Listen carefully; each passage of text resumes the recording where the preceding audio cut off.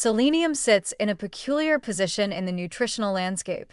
It is simultaneously essential and potentially toxic, more variable in food sources than almost any other micronutrient, and more critically important to thyroid function and antioxidant defense than most people have ever been told. For anyone interested in aging well, understanding selenium status is not optional.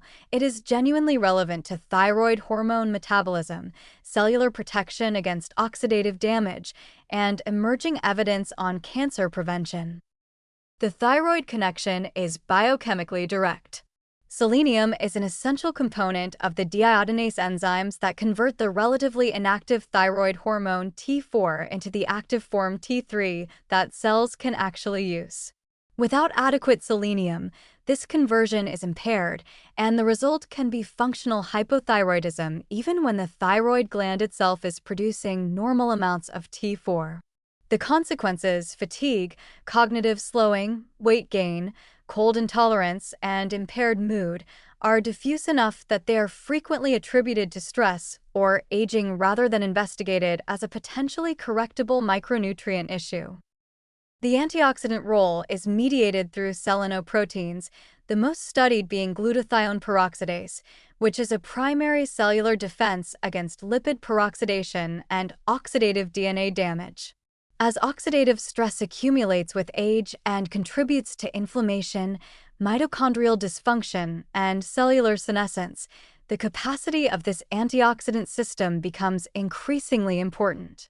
Research suggests that populations with higher selenium status show lower rates of certain cancers, though the direct supplementation trials have produced mixed results. A pattern suggesting that maintaining adequate status through food is more consistently beneficial than attempting to achieve high-dose supplemental correction after the fact. The geographic dimension of this issue is rarely discussed in mainstream nutritional guidance, and it should be. Soil selenium content varies enormously around the world and even within countries.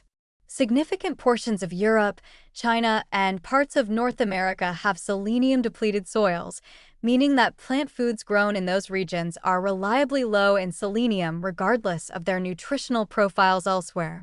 Animal foods, by contrast, tend to accumulate selenium from their diet and retain more consistent concentrations regardless of where they are raised, because selenium-supplemented animal feed is standard practice in most of the developed world. This is where the bioavailability argument is particularly clear. Seafood, especially tuna, sardines, shrimp, and oysters, and organ meats like kidney and liver are among the most reliably selenium-rich foods available in most markets. Brazil nuts are the famous plant exception, but their selenium content is so variable that 2 nuts from one batch can provide the daily requirement, while 2 nuts from another batch might provide almost nothing. Relying on Brazil nuts as a primary selenium source is not nutritional strategy, it is nutritional gambling. The upper tolerable intake for selenium is relatively close to the adequate intake. Roughly 400 micrograms per day is the upper limit, while requirements sit around 55 micrograms. Chronic selenium toxicity, called selenosis, produces hair loss, nail brittleness, garlic-scented breath, and in severe cases, neurological damage.